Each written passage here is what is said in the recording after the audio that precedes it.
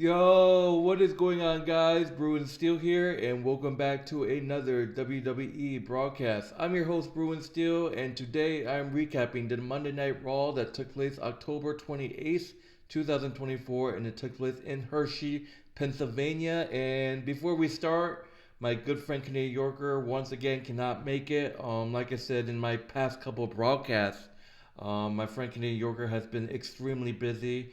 So I'm not even sure when the next broadcast we're going to be doing together. So shout out to him. Hopefully you're back and running again, buddy. I missed the broadcast that we do, but it's life. He's busy. And Crown Jewel is going to be this Saturday, November 2nd. So this is the last Raw before Crown Jewel. Speaking of Crown Jewel, I'll be having my prediction video at some point out this week. I might do it with someone. I'm not quite sure yet. But anyways, let's get to it. And just want to let you guys know I did react to Monday Night Raw. I had my stream as a two-part stream apparently because my Wi-Fi is absolute trash. I had to do it two parts. But I did react to Monday Night Raw this week. And yeah, the next broadcast is probably going to be after Friday Night Smackdown, which was pre-taped. So we'll see what happens. But anyways, let's get started. Starting off the show, we got main event Jey Uso makes his entrance and starts in the concourse and heading on down the stairs and gets on mic. He said a lot has happened this week. He lost his Intercontinental Championship thanks to the Bloodline, went to SmackDown, retaliate, and cost them the tag team titles. And there's only one Uso that he wants to talk to right now.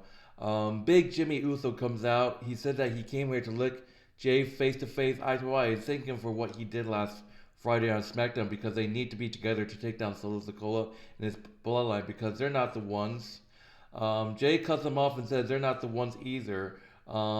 Jay said the last time he saw Jim was half a year ago at WrestleMania fighting each other. They said a lot has happened since then and they don't get them confused anymore. He said he became Intercontinental Champion by himself, but none of those titles top being his twin brother. Jimmy goes in for the hug, but Jay cuts him off.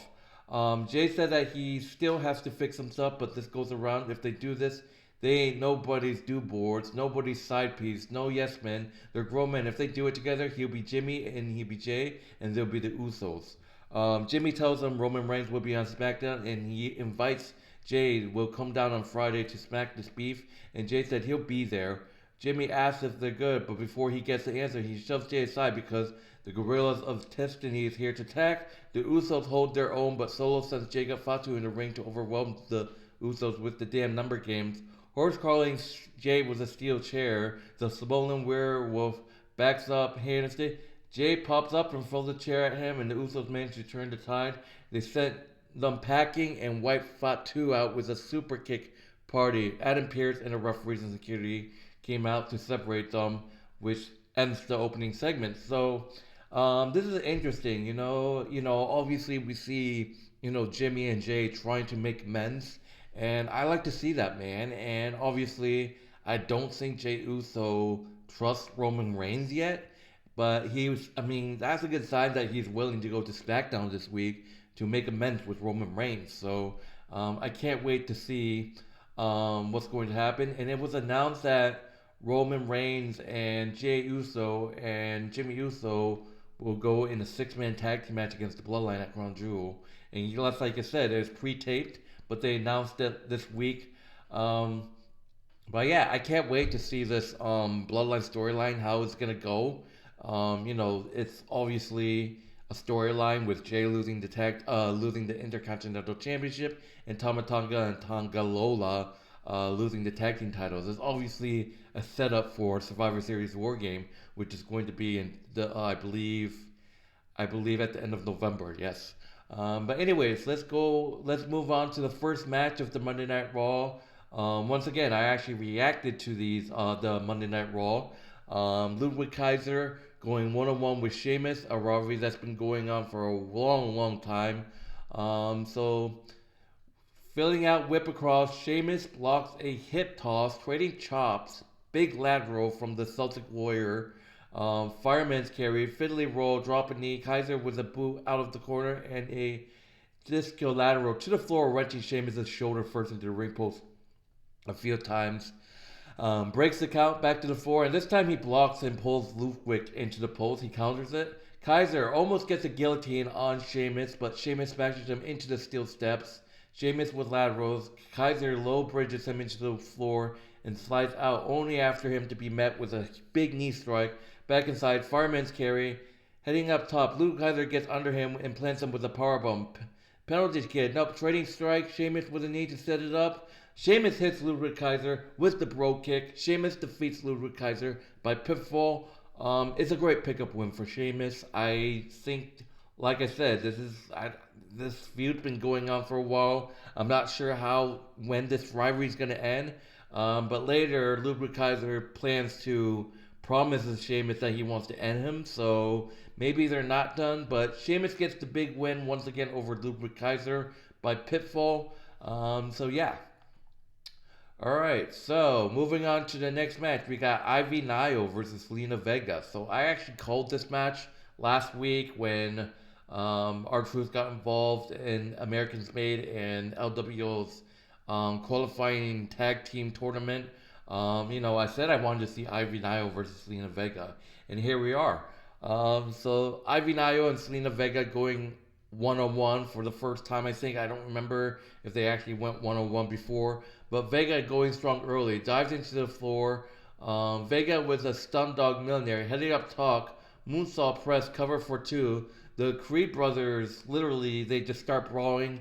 Nile lifts her up with the distraction. Ivy Nile hits the shout-in on Zelina Vega by pinfall and wins by pinfall to get the victory. So, as expected, Ivy Nile defeats Zelina Vega by pinfall. I wish they could have gone back and forth, but I mean, we have to see what happens in the future. Maybe American Made will start a feud with LWO. I like to see that. A feud between LWO and American Made. That'd be awesome. But moving on, we got Seth freaking Rollins. He makes his entrance and he gets on the mic.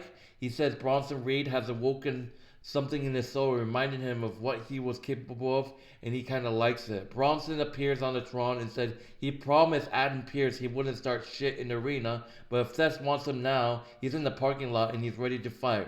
Rollins meets Bronson Reed Rollins meets Bronson Reed into the parking lot, and Adam Pearce and security tried to stop them, but security interviews and they also get tossed around. Rollins is thrown into the car and Bronson slams him into the road case. Seth smashes him with the door to a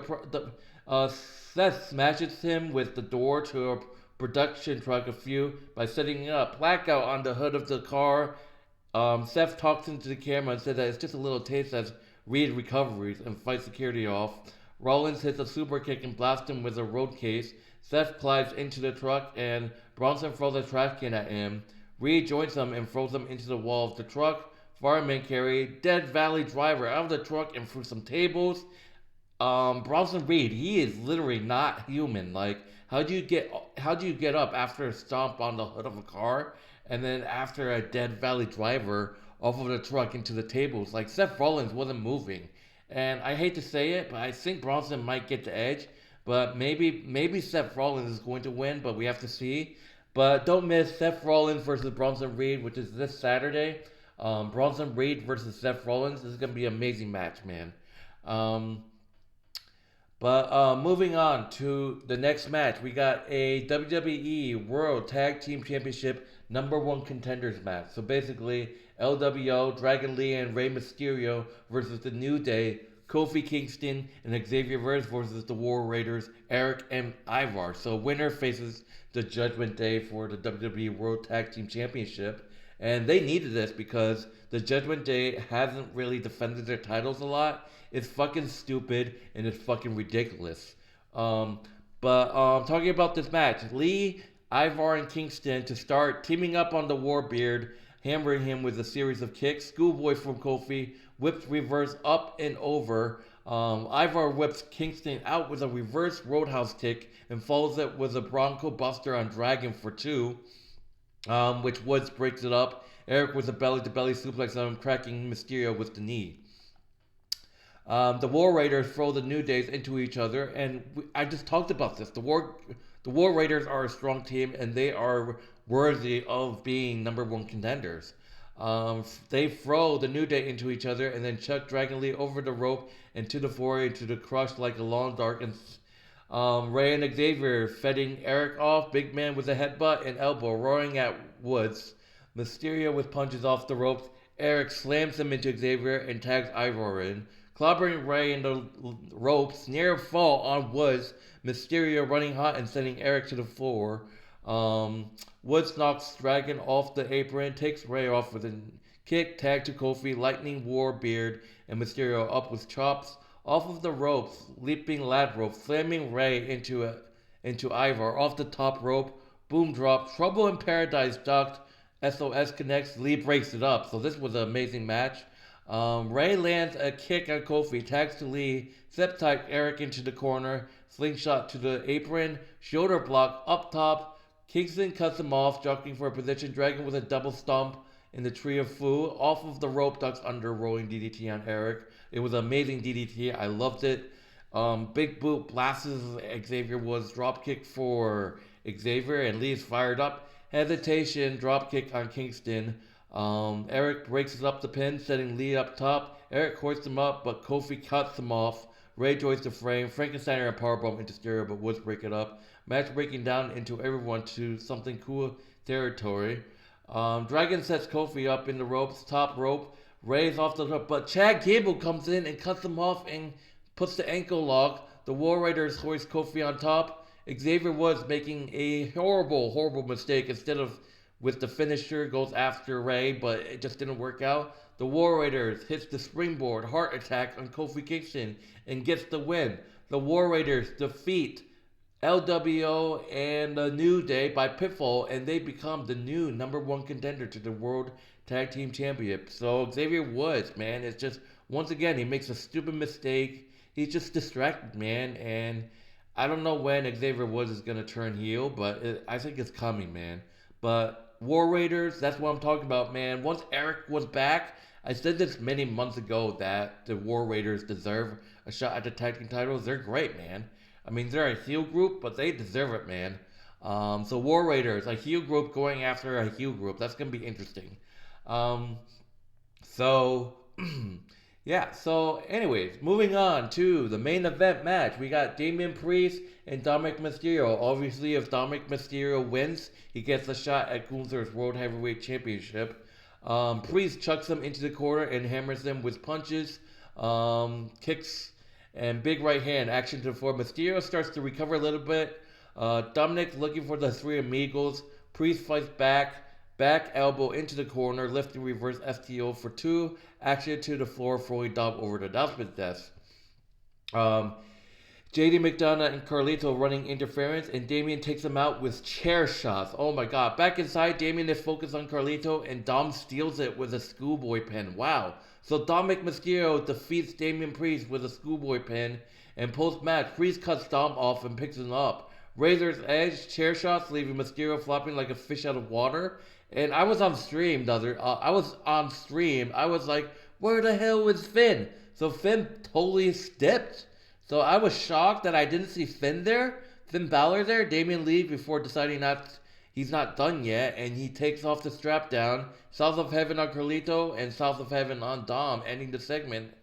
So that's the show. So basically, Dom wins. So he's going to get a shot at Gunther. They're probably going to do it after Crown Jewel, probably. So that's going to be interesting to see. So people are making jokes saying, oh, what if Dominik Mysterio wins the World Heavyweight Championship? I mean, I still think Gunther is going to smash him.